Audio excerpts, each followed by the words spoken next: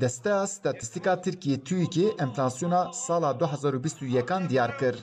Li gorî vî enflasyona Tirkiye di warê salane da sedan 19.24 bilind bûye.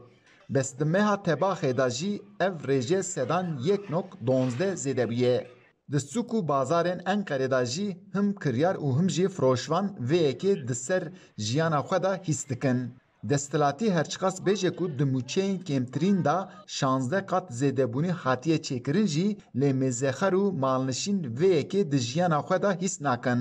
Zeliha Aksoz bi xwe malnişîne, gava ew behsa aboriyê dike dibêje her tişt lewtiye.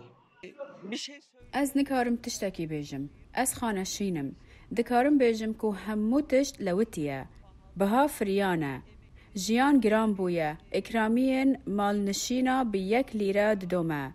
Ti kes ji jiyana xwe ne dilxweş e. Li gorî statîstikên dawî li Tirkiye bi tevahî de enflasyona xurekan da sedan 29 zêdebûniyek çêbûye. Ev yek jî kirin û firotinê da daketinekê çêdike. Yên ku dikirin jî pirê wan karta krediyê bikartînin. Meyvefiroş Zafer Bektaşî vê yekê pesend dike.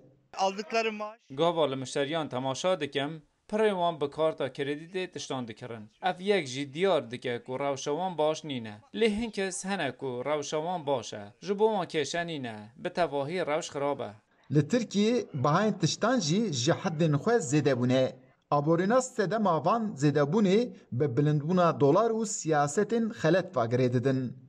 Aborînas dadin xuyakirin ku heta dolar danekeve û siyaset neyê rastkirin dê ev giranbûna tiştan jî wê bidome. Eyüp Demir, Dengê Amerîka, Enqere.